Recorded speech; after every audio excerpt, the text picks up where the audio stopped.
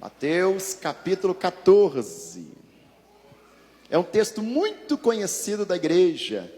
Se você tiver dificuldade de encontrar o evangelho que escreveu Mateus, você se matricula na escola dominical, que deve ter um professor, uma professora com muita vontade de te receber. A gente não é obrigado a ler a Bíblia toda não, mas o evangelho, pelo amor de Deus, é o mínimo do mínimo do mínimo. Crente que nunca leu o evangelho é uma coisa esquisitíssima. Eu não sei que vitória que você vai tomar posse, se nem o evangelho você conhece. Quem encontrou Mateus diz amém. Vamos fazer uma comunhão nessa noite? Ou todo mundo senta, ou todo mundo fica em pé. Porque esse negócio de metade para cá, metade para lá, fica muito esquisito. Dá a impressão que nós estamos divididos. Quem está dividido é o PT. A gente tem que estar unido. Amém, irmãos? Vocês estão levantando para mim, não, é para a palavra. Mateus 14, a partir do verso 22, diz assim: E logo ordenou Jesus que os seus discípulos entrassem no barco e fossem adiante para outra banda, enquanto despedia a... Que coisa horrorosa. Que é isso, gente? Vamos fazer de novo. Vocês estão lendo comigo ou não estão? Enquanto despedia a... E despedida a multidão, subiu ao monte para orar à parte. E chegada a tarde, ali estava... E o barco estava no meio do mar, açoitado pelas ondas, porque o vento era... Mas à quarta vigília da noite, dirigiu-se Jesus para eles, caminhando por cima do... E os discípulos, vendo-o caminhar sobre o mar, assustaram-se, dizendo, é um fantasma. E gritaram com... Jesus, porém, lhes falou, dizendo, tende bom ânimo, sou eu, não...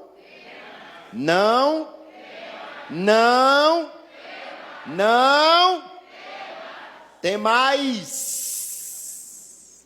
Não. Olha o português aí, ó. Não temais. E respondeu-lhe Pedro e disse, Senhor, se és tu, manda-me ter contigo por cima das águas. E ele disse, vem. E Pedro, descendo do barco por sobre as águas, andou para ir ter com, mas sentindo o vento forte, teve medo. E começando a ir para o fundo, clamou dizendo, Senhor, salva-me. E logo Jesus, estendendo a mão, segurou-o e disse-lhe, homem de pequena fé, por que duvidastes? E quando subiram para o barco, acalmou o vento. Então aproximaram-se os que estavam no barco, adoraram-no dizendo, és verdadeiramente o Filho? O Filho? Alguém pode adorar o Filho de Deus aqui hoje? Alguém pode dizer, és bem-vindo neste lugar essa noite? Alguém tem aleluia, tem glória, tem aplauso, tem alegria para Ele essa noite? Então, dedica a Ele toda a sua alegria hoje, em nome de Jesus. E se assente dando glória ao nome do Senhor. Aleluia. Amados irmãos em Cristo Jesus, toda a Bíblia é santa, mas os evangelhos é o santo dos santos. Toda a Bíblia é tremenda, mas o evangelho é mais que tremendo. Porque se toda a Bíblia aponta para Deus, os evangelhos mostram Deus literalmente no meio das pessoas. É o ponto central de toda a escritura. E eu fico chocado, e eu compartilho isso com vocês aqui nessa noite, diante da religião islâmica que cresce tanto, crentes que nem sequer tiveram a alegria de ler os evangelhos. Já leu tanta coisa, já passou tantas horas dedicando a tanta coisa, mas nunca sequer leu os evangelhos. Nem sequer sabe dizer a sequência dos 4 evangelhos. Ah, mas são 4 evangelhos, é tudo igual. Engana-se completamente quem imagina isso. Cada evangelho tem a sua particularidade. É como se eu desse uma lição para vocês aqui hoje, levar para casa, para trazer domingo. Qual é a lição? Cada um de vocês vai fazer uma redação de no máximo 10 linhas, contando o que sentiu da parte de Deus nesse culto. Todos nós estamos no mesmo culto, no mesmo lugar, no mesmo momento, mas cada um de nós vai perceber algo particular da parte de Deus. Assim são os evangelhos. Um tem uma visão mais regionalista, uma tem uma visão mais global, uma tem uma visão mais de capital e o outro tem uma visão mais de história. Cada evangelho acrescenta uma parte no todo, porque o evangelho mesmo é o próprio Senhor Jesus, e os autores apenas apresentam um ponto de vista. Então, para te convidar a inaugurar um 2019 cheio da sabedoria de Deus, eu te convido a mergulhar nas páginas belíssimas do evangelho. É claro que isso aqui é uma coisa deliciosa, ao ponto de que você vai começar em Mateus e só vai conseguir parar quando ler a Bíblia toda, porque a Bíblia é o único livro do mundo que o autor se faz presente toda vez que nós a folheamos. O texto mais novinho aqui tem pelo menos 2000 anos de idade, mas cada ano que se passa a coisa vai atualizando cada vez mais para a nossa vida, e é a palavra de Deus se renovando. Quantos podem dar glória a Deus por isso? Eu orando ao Senhor para ministrar a vocês aqui nesta noite, neste culto de quarta-feira, a irmã me propôs o tema da sabedoria, e eu buscando da parte do Senhor, o Senhor me levou nesse texto, onde trata a respeito de Jesus caminhando por cima do mar. É um texto muito conhecido, muito pregado, muito ensinado, muito esboçado, mas eu faço questão de compartilhar com vocês esta noite algumas particularidades que o Senhor tem conosco aqui na Betel. E uma coisa que mais me chama a atenção, pastor Elias, que o Senhor Jesus está pregando para a multidão. A primeira coisa que o Senhor me chama a atenção nesse texto: o Senhor Jesus é um pregador que faz sucesso a ponto de pregar para uma multidão. E tem um detalhe: ele não é um pregador isolado, ele já tem um corpo de ministério formado, ele já tem os seus 12 discípulos o seguindo e dando assistência a ele.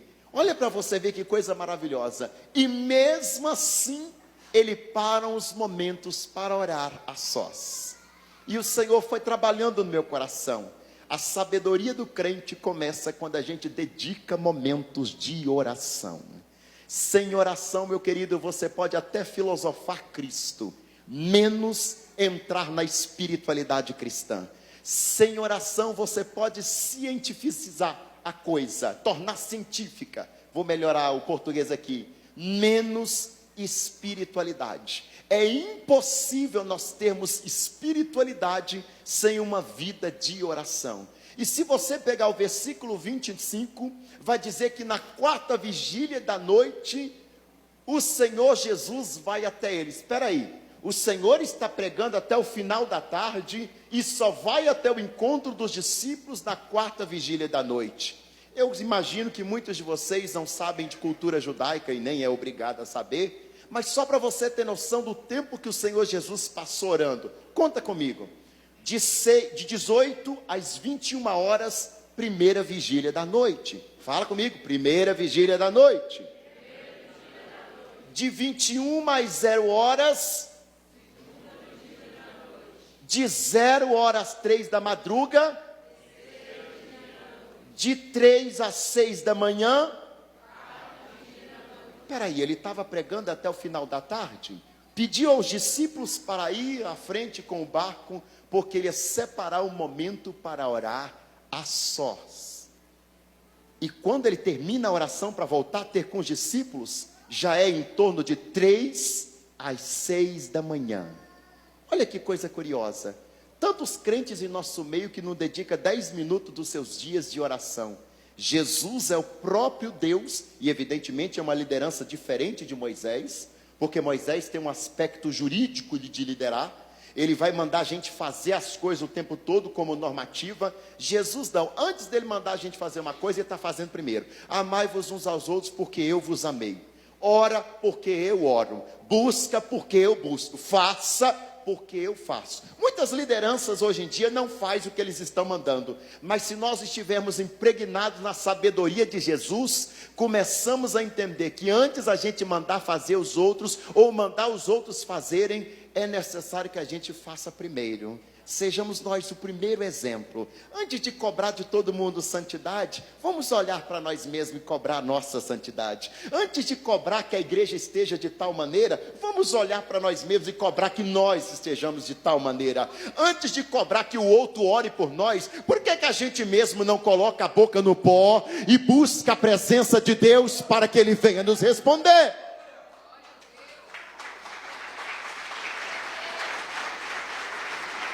Nos dias de hoje nós temos uma coisa curiosa, é o ora por nós, né? Ora por nobis, o que é isso? Cês ora por mim, o que é isso?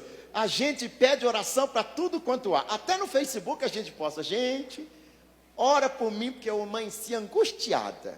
Oh meu querido, não seja bocó, seja inteligente. Facebook é uma praça. Não expõe as suas intimidades, as suas fragilidades ali não. Tem coisa que a gente só abre para quem realmente merece. Não é para todo mundo, não é para escancarar. Você quer voar como águia, vai ter que parar de rastejar com os vermes. Porque com Cristo é olhar por cima. Para dessa besteira de se expor demais. O negócio é o seguinte, eu sirvo ao Deus Todo-Poderoso. Ele quando estava ao ascenso ao céu disse, eu vou enviar o outro Consolador. Quer dizer, se Ele é o meu Senhor, está aqui comigo o Espírito Santo que me consola. Eu não vou para Facebook coisa nenhuma. Eu vou colocar minha face no pó, porque aquele vai me responder. Muita gente pode não me perceber, não me atender, mas Ele vem aqui e vai me atender. A oração ainda é a maior declaração de fé da igreja. Porque se a gente ora, das duas uma, ou você crê, ou você está doido. Não tem jeito, porque oração é falar com o sobrenatural. Oração não é olhar para o outro e dizer palavras, é olhar para dentro de si mesmo e tentar encontrar Deus lá. Oração é isso, é a maior, não existe documento de declaração de fé maior do que uma vida de oração. Agora me pasme, pastor Elias, porque se a igreja tem diminuído a oração, então quer dizer que a igreja tem diminuído a sua fé. E aí compromete tudo, porque a gente pode ter tudo, mas se não tiver fé dentro da igreja, acabou. A questão da oração é semelhante à dor de cabeça. Quando você levanta pela manhã e está com a dor de cabeça ali, logo você já embriaga de tanto analgésico que você toma. Mas a dor de cabeça não é um problema necessariamente em si. A dor de cabeça é um sintoma de que alguma coisa está acontecendo. Quando você está sentindo dor de cabeça, pode ser pressão alta, pressão baixa, dor no rim, dor no fígado, sei lá, não sou médico, mas é 1001 coisa que pode ser. E a gente está querendo tirar a dor de cabeça e não tratar o verdadeiro mal para a dor de cabeça sumir. A oração é esse mesmo efeito. Ela é apenas a dor de cabeça, que revela um problema muito maior quando a gente não a tem. A falta de fé. E não há pastor que suba neste púlpito e declara sobre a sua vida, se você não começar a exercitar a sua fé. Deus pode levantar grandes homens, grandes soldados para vir aqui declarar, mas quem derruba gigantes sempre é o Davizinho que Deus levanta lá no seu próprio arraial. A postura é aí. Às vezes a gente quer cobrando da liderança, a liderança não vem, a liderança não vai. Ali do meu querido, quem Deus levantou lá é você. Não tem mais poder na vida do irmão Daniel do que na sua não. A Bíblia diz, meu é o poder, eu dou a quem eu quiser. Sobre a minha igreja eu derramarei do meu Espírito. Já está lá. Onde você precisa, na sua casa, no seu trabalho, na sua rua, é você que está lá como boca de Deus para decretar, como igreja santa, lavada e remida, que estende a mão limpa para o céu e diz, é no nome que está acima de todo nome, que nós estamos declarando isso aqui. E não é mágica, é fé. Mágica precisa de uma série de artimanhas, fé não. Para vocês entenderem a diferença de mágica e milagre. Quando Moisés está diante de Faraó, Moisés faz milagres no nome do Senhor. O milagre independe, não tem estratégia. Como diz o baianão, né? Dá a cara a tapa. Fantasia não, mágica não. Mágica precisa de um monte de truques para que o finalmente aconteça. O que a gente vê na televisão, por exemplo, em novela, aquilo é mágica. É uma série de tanto truque que a gente acha mesmo que o cara morreu, que o cara mesmo tomou um tiro, que o acidente realmente aconteceu. Mas é um show de truques. E na igreja a gente não tem isso. Não tem truque. Ou ele faz, ou ele faz. Ou ele manifesta a sua glória e o seu poder, ou ele manifesta a sua glória e o seu poder. E o meu Jesus me chama aqui nessa noite a atenção. Ele quer ouvir a voz dessa igreja clamando em oração, pois ele quer manifestar o seu poder sobre nós. Aí você vira para mim e fala: você atua como professor, né? E todo aluno pergunta para a gente, pastor Elias, lá em sala de aula: além de dar aula, o senhor trabalha? Como se dar aula não fosse trabalhar, né? Nós que somos professores, nós trabalhamos antes, durante e depois da aula, né? Se segue essa meninada aí. E aí o que está acontecendo? Quando a gente está aqui nas nossas tarefas diárias, é verdade, no século 21 a gente tem muita coisa para fazer, o dia ficou pequenininho, porque é uma tarefa aiada, é uma coisa aiada para fazer. A gente fica assim, você deve ser só professor, então você tem muito tempo para orar, porque eu não tenho não. Eu levanto 5 horas da manhã e só chego em casa às 11h30 da noite. Ah, é? Então deixa eu te perguntar uma coisa, olha para mim. Eu sou professor e eu detesto falar com os outros que não olham para mim. Olha para mim, olha aqui, não faz isso não. Eu vou aí.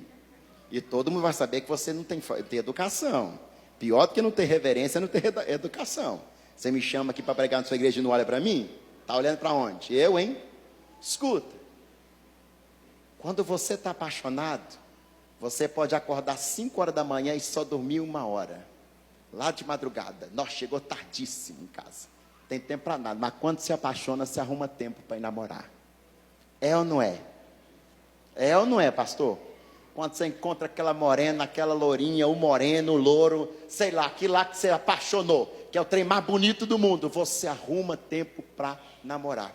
É a mesma coisa a igreja com Cristo, porque ela é noiva e ele é noivo. Se a gente quiser amá-lo, a gente consegue arrumar tempo para enamorar a sua presença. O problema é que nós estamos tornando uma igreja evangélica católica. O que é isso? Voltamos a protocolo. A gente dá por satisfeito de vir aqui, cantar meia dúzia de louvor, ouvir uma palavra, tomei posse, glória, como se isso fosse espiritualidade. Daqui a pouco nós somos santos aqui dentro e lá fora profano. Daqui a pouco vai entrar essa doutrina no nosso meio, porque nós estamos nos catolicizando cada vez mais. Não me ofenda se tiver alguém aqui que é católico, eu só estou te mostrando a diferença da nossa perspectiva reformada para católico. Católico, ele difere entre ambiente sagrado e ambiente profano, tanto que ele bebe até não querer mais e chega dentro da igreja ele comporta. Nós não, nós entendemos que não é o lugar onde nós estamos, é estar na presença dele 24 horas por dia. Aonde a gente for, a gente é santo. Aonde a gente for, a gente clama. Aonde a gente for, a gente é Betel, noiva do Cordeiro. Aonde a gente for, somos igreja, luz do mundo. Aonde a gente for, somos sal da terra. E ninguém vai contaminar o nosso sabor. Mas para essas coisas acontecer, é preciso nós abandonar tanto o protocolo e colocar de volta a espiritualidade. A essência de ser crente, a essência de ser evangélico. O que é isso? Eu gostei de alguma coisa que eu li. Menos, cadê uma palavra que eu ouvi aqui? Menos teoria, mais prática. Teoria é quando a gente sabe de todos os dogmas. Prática é quando a gente vive, mesmo sem compreender tudo, mas a gente passa a viver porque é modus operandi, ou seja, é vida, é vivência, é estilo de vida. E o Senhor manda te perguntar nessa noite, na autoridade do Espírito Santo, por que você abandonou o posto da oração? Como que você vai receber isso aqui, que é profético para nós em 2019, se você não quer ouvir e nem falar com aquele que tem todo o saber? Eu posso te encantar com meus dotes da exegese, o pastor com os dotes deles, mas o único que realmente toca a igreja é o próprio Deus que fala com ela. E só tem um jeito da gente fazer essa experiência, não é só no culto, mas é numa vida diária de entrega e de delícias de oração na presença dele. Por que que você está batendo em tantas portas, mas não bate na porta de Jesus mais? Perdeu a esperança? Está se catolicizando? Querido, na fé evangélica não é assim que acontece. Podemos estar longe de tudo e de todos, ele continua bem pertinho de nós. Alguém pode sentir a presença do Senhor aí hoje? A gente toca nesse assunto da oração e a igreja fica murchinha mesmo. Não tem jeito, ninguém quebra a cadeira, ninguém pula, ninguém roda, ninguém fala em mistério. O pessoal fica constrangido, porque a gente está com culpa no cartório. E quando alguém chega a gente na real, a gente fica constrangido. Ih, me pegou, eu estou devendo. Porque como que eu vou cobrar o Senhor se eu nem estou falando com Ele? Eita! Você veio para o culto, então segura a onda. Aqui não é Seixonoye não, aqui é Batista Betel, noiva do Cordeiro. E o Cordeiro é quem cuida dela. Aleluia! E olha para você ver o tempo que Jesus passou orando. A noite inteira. E tem crente já achando que orou demais. Não, já orei demais. Não, esse negócio aí de consagrar, já consagrei demais. E esse negócio de passar não sei quantos dias lá no retiro, já passei demais. Jesus já era tão famoso que pregava a multidão, estava com corpo de ministério formado, mesmo assim, ele parava para orar a sós. E por que que a gente não ora mais? O que está acontecendo com a gente que a gente não gosta mais de orar? O que a gente está acontecendo? Obrigado. Que a gente não quer mais saber de nos deliciar na oração. Eu estou falando de gente que dobra o joelho e esquece que o mundo existe, esquece de tudo e de todos. Ali só quer o Pai, só quer a presença, só a presença. Sabe por quê? Porque quando o casalzinho está namorando, meu querido, não adianta botar ordem e falar, você vai chegar em casa tantas horas. Porque quem está se deliciando no namoro não está preocupado com hora, a hora não importa. Ele quer namorar assim na igreja com o Cordeiro. Ela quer presença, ela quer presença. Me dá mais! Aleluia!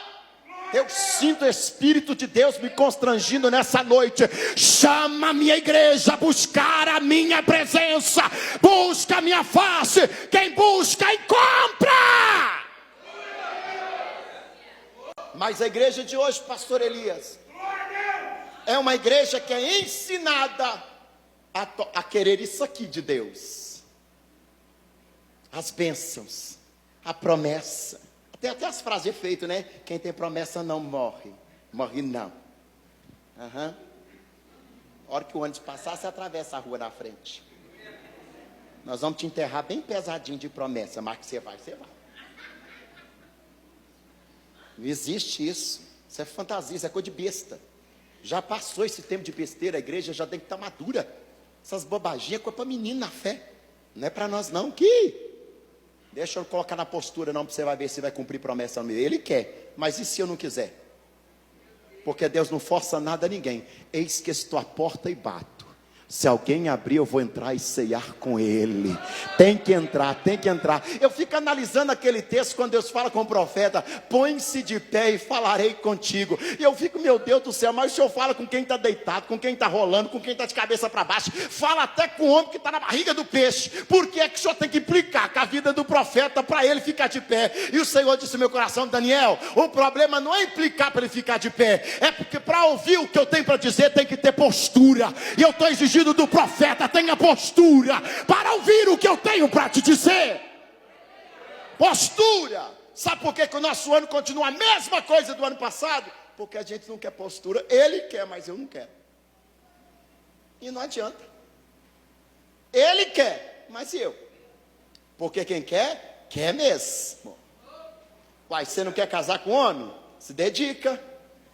Você não quer relação com Deus? Se dedica da mesma forma. Paulo que compara isso. Assim como o esposo ama a esposa, Cristo ama a sua igreja. Isso é de Paulo. Se dedica. E existe dedicação melhor do que conversar? O que você está falando, pastor Daniel? Eu estou falando de falar com ele. Ah, mas eu não sei falar. Você sabe sim, abre seu coração, fala com ele. Eu conheço uma irmã, e eu tenho que apressar o tempo, que a hora já está rugindo, eu acho que esse relógio é desviado. E aí, ela ela apanhava praticamente todo dia, porque o marido dela era bêbado. E coitadinha, ela já estava chegando numa idade que eu já não aguentava mais apanhar. Naquela época que mulher não tinha empoderamento, tinha nada. Essa coitada da mulher vivia debaixo da mão dos homens, coitadinhas. Então, hoje já mudou muita coisa, evidentemente. Acho que esse testemunho nem valeria hoje. Mas naquela época, lá para os anos 80, 90 ainda, onde a classe feminina ainda não tinha alcançado o seu lugar, ainda não, mas já está bem melhorado, evidentemente. As irmãs podem dar um glória a Deus aí. E ela lá, coitadinha, que aquele homem cachaceiro. E tinha que sair corrida da igreja. Dava 9 horas, ela tinha que, sair tipo gente fugida mesmo. Porque se chegasse depois do marido, tomava um couro. Queria frequentar a igreja, queria servir Jesus, estava na presença de Jesus. E ela orando: Jesus, eu quero te servir, mas a tua palavra me diz, eu e minha casa te servirei, eu quero meu marido crente também. Vai salvando ele. E já foi. É um ano, tomando um couro todo dia, orando. E outro ano, e outro ano, e outro ano, e outro ano, e outro ano, até um dia que ela perdeu a paciência. Sabe o que ela fez? Ela pegou uma cadeira, puxou para o meio da sala dela. Essa irmã ainda é viva, eu posso te apresentar. Pegou no meio da sala dela: Jesus, senta aqui. E puxou e colocou no meio na frente da outra cadeira. Senta aqui que nós vamos conversar. E a mulher começou: eu não aguento mais, eu estou cheia, eu não aguento essa vida de apanhar todo dia, eu sou tua... Foi contando. Mas isso é oração? É, porque quem tem intimidade tem, quem não tem, não tem. Quem tem, eu sinto Deus nessa noite querendo comungar sua presença com a igreja. Senta aqui, Jesus. E lá foi. E ela não sabia que aquela noite o marido não tinha ido para o boteco. O marido veio do serviço para casa. E ele estava escutando com que homem que ela estava falando. Ficou de tocaia do lado de fora da cozinha. Mas com que homem que essa mulher está falando esse tempo todo? Eu vou pegar no pulão. E ficou. E ele ousou, no meio da conversa: eu quero pegar esse Jesus hoje. Hoje eu dou um couro nela e nele. Quando ele chegou dentro de sala, entrou na sala assim para pegar no pulão mesmo, ele viu um ser reluzente sentado na cadeira. E quando ele contemplou o ser reluzente, ele caiu de joelho no chão. Falou assim: quem é esse? Mas hoje não tinha cor não. Quem é esse, bem? Quem é esse? Porque quando Jesus chega, meu filho, a ousadia cai, braveza cai, violência cai, a boca cai, a prostituição cai, o levante contra a igreja cai, tudo cai quando ele está. Quer que o negócio cai por terra? Traz Jesus que o cara fica mansinho. Porque é impossível você olhar para Jesus e não se render. Diz que ele é sublime. Sublime é algo que você só experiencia, não explica. E ele caiu de joelho: quem é esse? Falei: como assim quem é esse? Este homem aí, que está reluzindo aí na cadeira na sua frente. Aí ela, mulher cheia de Deus e cheia de fé: é o meu Senhor que eu tenho servido a vida toda. Pois eu quero ele também, e a partir de hoje eu vou servir. E hoje ele é pastor de uma das maiores igrejas de São Paulo, cheio da presença de Deus, cheio da vitória do Senhor. Meu querido, o Senhor está te chamando, tem vitória, tem coisa preparada para tua casa, para tua vida, para tua família. Mas é necessário clamar. Ô glória!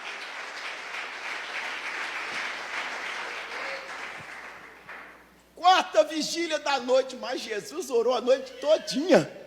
E aí eu faço uma pergunta aqui. Eu sei que é maldade essa pergunta que eu vou fazer, mas eu tenho que fazer. Mas para que Jesus precisava orar? Se ele é o próprio Deus, ele está orando para quem? Ele é o próprio Deus. Ele é Deus revelado no homem. Se você quiser ver Deus, tem que olhar para Jesus. Quando a gente chegar lá na glória, a gente vai olhar o rosto de Jesus. Porque é Jesus que revela o Pai, o Filho e o Espírito Santo. Ninguém vai ver 3 deuses, não. Porque é um Deus só, de uma só igreja. Quer ver Deus todo? Olha para Jesus. Jesus revela o Pai, porque não pode falar nada além do que o Pai mandou falar. Ele é a mensagem que o Pai mandou dizer, então quem está olhando para ele vê o Pai. Ele revela o Filho, porque tem um programa da salvação. E quando está operando é pelo poder do Espírito Santo. Quem olha para Jesus vê o Pai, o Filho, o Espírito Santo. Se Jesus está nesse lugar, está conosco o Pai, o Filho e o Espírito Santo. Olha que coisa linda. E é esse Jesus que quer ter uma relação com você. Mas peraí, se ele é Deus, para que ele orava? Volto à tese inicial. Porque antes dele mandar a gente fazer alguma coisa, ele fez primeiro. Não adianta a gente ter desculpa.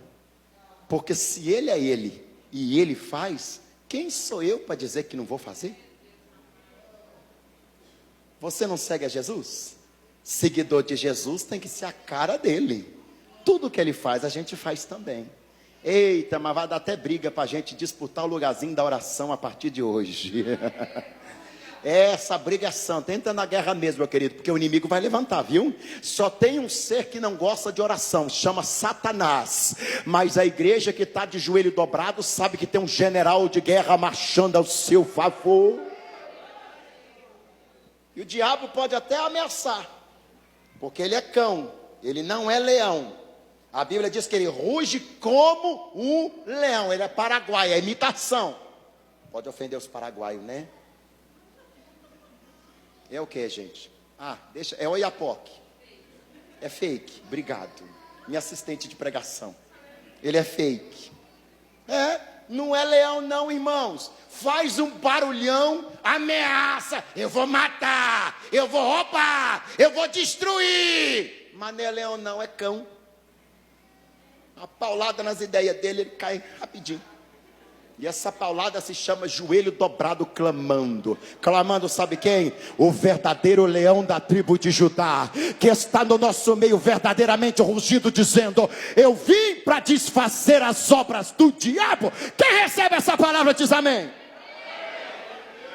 Deixa eu ir para o final. Meu Deus do céu, o relógio desviado. E lá vai Jesus, irmã, na quarta vigília da noite, de 3 às 6 da manhã. E deixa eu te contar uma coisa, para quem aqui acorda cedo, você sabe que antes do dia clarear, a noite é sempre mais escura, não é? Você já percebeu isso? Que escurece um pouquinho mais, a treva fica um pouco mais apertada, antes do dia clarear. É por isso que toda vez que a gente está prestes a receber a vitória, a luta estreita um tiquinho mais. Desanima não, fica firme. Porque quando estreitar um tiquinho mais, é cheiro de vitória vindo aí. Sabe o que é isso? Para aqueles que clamam meu nome, nascerá o sol da justiça. Poderemos chorar a noite inteira, mas a alegria vem pela manhã. Não desiste, fica firme, fica com ele. Fica nele, porque o sol vai raiar. E lá vem Jesus, ó, o leão descendo de lá da montanha. Lá vem Jesus descendo. Chegando na beira da praia, ó, o mar querendo impedir a missão do Senhor. Não tem jeito. Mar aqui simboliza mundo, dentro do contexto. Barco simboliza a igreja. Os discípulos estavam velejando no barco. Mar simboliza o mundo. A igreja veleja sobre o mundo.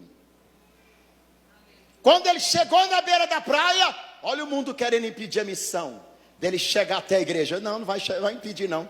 Porque quando o leão quer passar, não tem jeito. Até a água vira passarela para ele passar por cima. E lá vai Jesus caminhando. E o que me irrita nesse texto é exatamente o problema da igreja do século 21. Porque os versículos anteriores dizem: o barco já estava no meio do mar, no meio do mundo. O vento era contrário. Deus me livre de inventar vento contrário. E as ondas estavam fortes. E pior, tem um agravante, já está na parte mais escura, a treva inundou ainda mais. Mas a palavra medo só aparece no texto quando Jesus caminha ao encontro dos discípulos no barco. E eu te pergunto, pastor Elias, por quê? Que trem mais esquisito. Nós já estamos no 14º capítulo do livro. Jesus não era entendido dos seus discípulos, não era discernido dos seus discípulos. Por que que os discípulos, quando vê Jesus caminhando em cima das águas, começam a gritar: um fantasma! Porque naquela época, vou te contar uma fofoca, Só agora que está valendo. Passou de ser pecado. Licença para fofocar. Naquela época, acreditava-se que as embarcações que desceram, que afundaram, que morreram, as pessoas que velejavam, os marinheiros, etc., voltava para assombrar quem estava velejando durante a noite. Igual no interior de Minas, se você andar nas estradas à noite, o povo fala que vai azar, uma sarapantosa vai te assombrar. Lenda tem em tudo quanto é lugar. Mas o que me irrita nesse texto é que nós estamos no 14º capítulo, e os discípulos dentro da igreja, dentro do barco, não discernem o Senhor. Confunde o Deus da igreja com uma fantasia, com uma lenda. Assim é a gente no século 21. Os crentes da nossa igreja estão acreditando em Papai Noel. E pasme, um homem gordo que consegue descer uma chaminé. Ei, mistério profundo. Gordo tem dificuldade de rolar na catraca do ônibus, mas passa na chaminé. É manto isso aí, viu? E detalhe, chaminé de quem não tem. Porque em Minas, se você botar chaminé, o cara tá doido. Porque isso aqui é quente demais. Né? E tem crente dentro da igreja com a unção do Papai Noel. Quando o mistério dessa, a única coisa que ele fala, Você está rindo, né? Você conhece. É a unção do Papai Noel. É só fica na unção do Papai Noel, que daqui a pouco você vai estar pesando igual ele, né?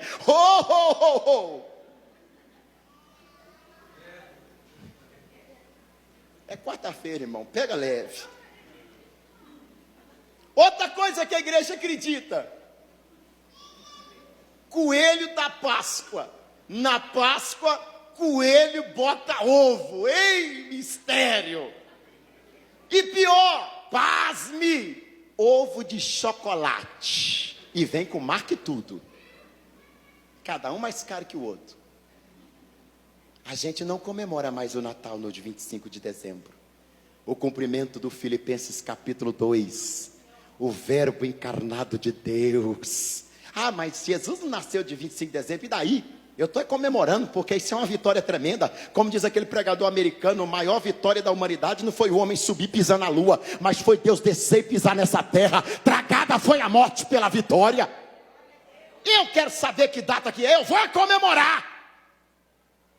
Ele veio, cumpriu o que estava lá em Gênesis, vai nascer do ventre da mulher. Ele veio e esmagou a cabeça da serpente. Na cruz do Calvário ele declarou, está consumado. Mas na Páscoa, quando a gente comemora, na verdade, a imolação do Cordeiro de Deus na cruz, a gente está empanturrando de chocolate. E tem crente que tem que fazer a campanha do desdiabetes depois.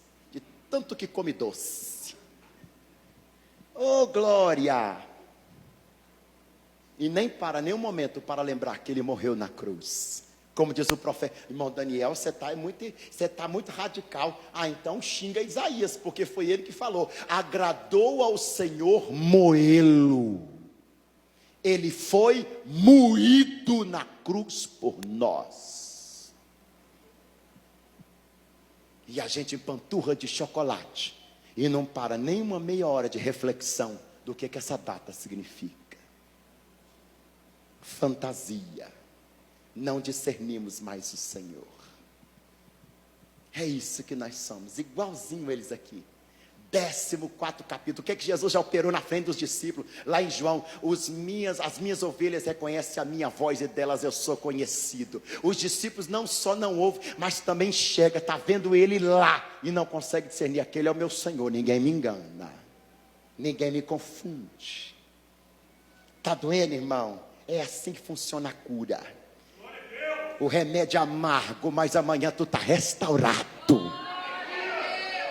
Como diz o pastor Anselmo que morreu, a cana é doce, mas é dura. Quer show da Xuxa? Liga na Record.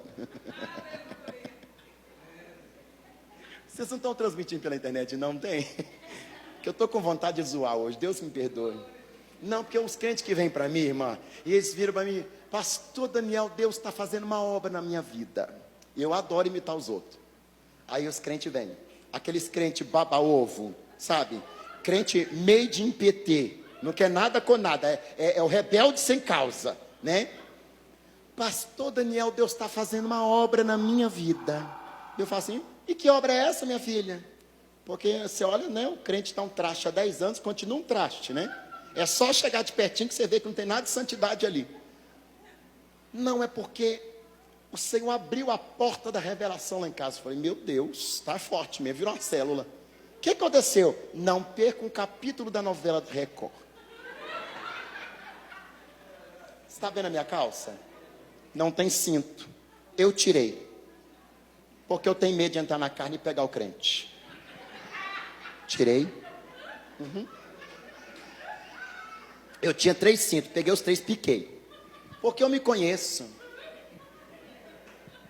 Quanto tempo de igreja que você tem? Tem 20 anos. E de batizado 15. E agora que a sua vida está sendo transformada por causa de nojela. Numa hora dessa, pastor, só lembra de uma coisa, de cajado. Como a gente não tem cajado, a gente tem correia. Que decepção, irmãos. Porque para mim, novela de Record é pior do que Globo. Porque a Globo, você sabe que é descaradamente mentira. Lá na Record não é pior. É o que a gente chama de espírito enganador. Sabe o que é espírito de engano? Até você descobrir que aquilo é mentira, já fez uma desgraceira total. O cara pega um versículo da Bíblia, estica aquilo para uma semana, e tu vem me dizer que depois de 20 anos do Evangelho, agora está tendo encontro com Cristo por causa daquele enxerto. Não posso andar de cinto de jeito nenhum. Não posso. Porque os crentes é mamão com açúcar. O meu Jesus, cruz. Para os irmãos, conforto. Se tirar o conforto, eu nem venho. Para Pedro, o primeiro pastor, cruz. Ainda disse ainda, ó, não me sou digno de ser morto como mestre. Pelo amor de Deus, eu não sou digno de ser morto igual ele não. Vocês estão me prendendo na cruz, pendurando, não. O que é que eles tiveram a ideia? Inverter a cruz de Pedro de cabeça para baixo. Porque ele não se achou digno de morrer como mestre. Ele não estava ganhando prêmio. Ele estava sendo assassinado por causa do Evangelho. E para nós, vitória. Oh, lá vai a unção do gordo. Oh, aramão, turevachando a calabácia. Você não veio ter sabedoria? Porque se me convidaram para pregar sobre isso aqui, a minha sabedoria começa aqui. Do contrário disso, vai buscar filósofo lá no Tibete. A sabedoria de Deus os constrange. A sabedoria de Deus os exorta. Mas eu tenho uma notícia boa para a nossa vida, que nessa noite começa pela minha. Ele é o único comprador que compra mercadoria com defeito e não devolve. Ele trabalha, ele conserta, ele endireita, ele apruma e faz vaso novo. Aleluia. Desculpa, querido, mas para ser crente é para ser forte. Só para os fortes. É por isso que a Bíblia fala, esse negócio de só para os fortes é muito antes que gíria de Facebook. Lá no Apocalipse já está dizendo, o céu é tomado pela força. É na briga, na peleja. Não é assistindo a Record. Oh, meu Deus. Oh, um Jesus gatão. Ui. Não tinha formosura nele. Outro dia o irmão falou para mim, irmão Daniel, você está a cara de Jesus. Falei, não me irrita. Jesus era feio, todo mundo sabe disso. Não abusa, estou na unção, me deixa, não dá lugar para o inimigo não. É um fantasma! Fantasia. Oh, pastor, não vi hoje no culto porque a Record, o capítulo estava imperdível. Cuidado. Vai sobrar até um telão aqui nessa igreja para você assistir a Record quando a igreja subir. Pode ficar com tudo que está aqui, porque nós vamos para a glória. Nosso tempo aqui está esgotando, ó, está acabando. Daqui a pouco a trombeta vai tocar e a gente vai ser... Cadê? Já está lá na glória cantando o hino da vitória. Quem vai subir? Deixa eu ver, quem vai? Eu sei que tem 2 pessoas que vão subir. Eu e quem mais? Quem vai subir? Porque já está tudo preparado. Só falta você lá. Não se confunda, igreja. Não é fantasia. Ai, esse pastor vai trazer uma palavra hoje que vai inundar o meu coração. Estou inundando. Se sinta diante da barragem. Vai acabar com tudo que está pela frente. Toda lixaiada de Satanás vai cair. Toda mentirada, todo engodo, toda fantasia. Quer saber de uma coisa? Está tudo destruído, está mesmo. Mas é necessário que desconstrua tudo para que se construa a cruz de Cristo sobre mim. E ele seja edificado pela palavra. Tem tá feio, irmão. Tem tá feio. Olha o tanto de notícia ruim que nós estamos tendo aí. E não adianta espiritualizar, não. Mas se tiver uma igreja que clama, mas nós estamos esperando é o Bolsonaro, né? Vem aí decepção, meu querido. Estou fazendo campanha contra não, estou torcendo porque eu sou beneficiado também. Mas o problema é quando a gente deposita a confiança no homem, a gente fica católico de novo. É idolatria. A confiança da igreja está no Rei da Glória. O Rei da Glória sustentou uma nação inteira no deserto. Ele pode sustentar a sua igreja na crise. Ele pode prosperar o seu povo no meio da crise. O que é que esses crentes têm que só enriquece? E lá fora está todo mundo pobre. A gente tem aquele que é dono do ouro e da prata. E ele não pertence a partido nenhum. Está dado o recado. E Jesus diz logo lá, quando vê essa gritaiada, né? Fantasma, fantasma. Imagina se fosse aqui em Minas Gerais, irmã. Eu ia adorar Jesus mineiro. Porque mineiro fala umas coisas engraçadíssimas, né? Se Jesus estivesse caminhando e aquela turma de si fosse mineiro, e Jesus também mineiro, a primeira coisa, sossega! Vai de graça! Não é assim que a mãe fala com a gente, quando a gente está dando show? Não. Aí Jesus vai dizer, não tem mais. Não tem mais. Não tem mais. Aquele filósofo alemão que me escapa o nome agora falou assim: eu já li livros mais incríveis do mundo, mas a coisa que mais me empolga em todo aquilo que eu já li é a expressão não temais. E você sabia que existe 365 vezes escrito na Bíblia não temas? Por que você está atemorizado? Por que você está assustadinho? Por que está acuado? Por que está esperando Deus enviar alguém? Ele já enviou a você aí, ó, para a obra que ele vai realizar lá, ó. Ó você aí, ó. E não precisa ficar imitando pastor Daniel, pastor Elias. Faz aquilo que o Senhor colocou no teu coração. Não usa a roupa do outro, não imita o outro, não faz do jeito do outro. Faz do jeito que Deus está colocando no teu coração. E Ele vai te honrar. Meu Deus do céu, isso é profecia. Recebe, igreja. Mas Pedro faz meu Deus, são 9 horas, ó, desviado. Eu encerro aqui agora, porque nós temos a oração final. E Pedro é legal demais. Eu gosto de Pedro, irmã. E eu acho que você também tem cara de que gosta. Se fosse para a gente escolher ser da igreja de Pedro, de Moisés, acho que vocês tudo iam querer ser da igreja de Pedro. A campanha que eu estou fazendo. Sabe por quê? Porque Moisés é o tipo que chega diante da sarça ardente e fica se maravilhando com a sarça que pega fogo, mas não se consome. Faz de conta que isso aqui é a sarça, não é não. É faz de conta, viu? Finge aí que você está assistindo a novela da Record. Moisés. Igual uma boca aberta. Que isso? Você está falando mal de Moisés? Mas para mim que sou cristão, Moisés é uma boca aberta. Porque ele vai olhar a sarça pegando fogo. E vai se contentar só em ver? Fala sério. Pedro não. Tira Moisés da cena e coloca Pedro lá no lugar de Moisés, lá no Egito. Eu sei que é uma coisa muito bizarra a gente fazer isso, mas só para a gente brincar com os personagens aqui agora. Bota Pedro na frente da sarça. O quê? Se não queima ela, não queima eu também. Põe fogo em mim. Tem uns crentes na igreja que é igual Moisés. Rapaz, você viu como é que o fogo caiu? Caiu. Você sentiu que eu senti nada não, mas foi bonito ver. Ele veio para assistir culto. Ele veio só para admirar. Não, mas eu contemplei a glória. Sentiu alguma coisa? Não, mas eu contemplei. Eu vi, mas foi manto. Meu Deus, aqueles irmãos caíam desmaiados de um lado, e o capeta manifestava do outro, e Deus batizava de um lado e curava do outro. E aí com você não senti nada não, mas foi tremendo aquele lugar. Meu querido, você não veio aqui para ver nada. Isso aqui não é teatro, não é espectador. Meu querido, você veio aqui para receber. Entra no manto!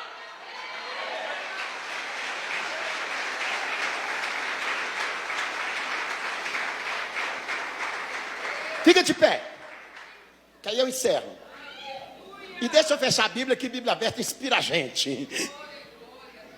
Escute, e agora a gente vai orar, com a permissão do nosso pastor, claro. Pedro, o quê? É o senhor que está aí? Eu não quero ver o senhor caminhando sobre a água, não. Eu quero caminhar também. Quem é discípulo de Jesus quer fazer tudo que Jesus faz. Se ele vai caminhar para as alturas, eu vou com ele. Se ele for para as baixezas, eu vou com ele. Vai para o deserto, eu estou com ele. Se for caminhar sobre a água, eu estou com ele.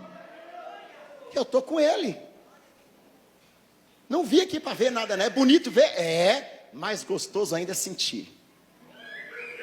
O que você viu? Não vi nada, meu filho, porque eu fui tomado pelo poder. Nem sei que hora que eu acordei. Só Deus trabalhou na minha vida. Eu já levantei curado. Estava todo doído, não tem mais nada. Essa é a igreja de Pedro. Diferente de contemplar. Contempla não, receba. Se és tu que está caminhando sobre a água, manda eu ir ter contigo. E Jesus faz o quê? Tem uns irmãos que acham que Deus vai partir a igreja no meio para dar vitória para ele. Levantar um vaso com uma perna só e ir lá pulando até ele. E não sei o que, vai tomar, coitada da ministra de louvor. E a coitada estava rolando debaixo dos bancos até chegar nele. Tem que fazer uma coisa muito bizarra para ele acreditar que é Deus. E Jesus faz o quê para Pedro? Vem. Olha como é que irrita a gente. A simplicidade de Jesus. Você está imaginando que é um negócio apoteótico. Jesus só diz: vem. Para onde você vai? Betel, noiva do Cordeiro. Para o ano da sabedoria? Vem. Mas não se esquece não. Para ir para o ano da sabedoria, essa aqui que é a porta. Ouse passar por aqui. Vem. Ouse. E Pedro não é bobo nada. Eu pedi, ele deixou, eu vou. Porque tem gente que é assim, Deus abre a porta, mas ele está achando que Deus vai pegar ele e puxar arrastando e tum, passa pela porta. Não, querido. Deus abre a porta, mas sair da zona de conforto, levantar de onde você está e passar pela porta, é você que faz. Ele só abre a porta, o resto é com a gente. Você não queria a porta aberta? Está diante dos seus olhos, agora ouse passar por ela.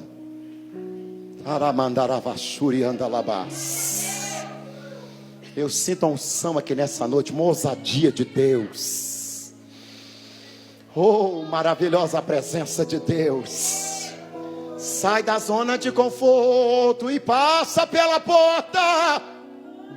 É Ele que está te chamando nessa noite. É Ele que está te dizendo: vem. É na voz dEle, é na autoridade dEle, é no poder dEle. Ouça, vem.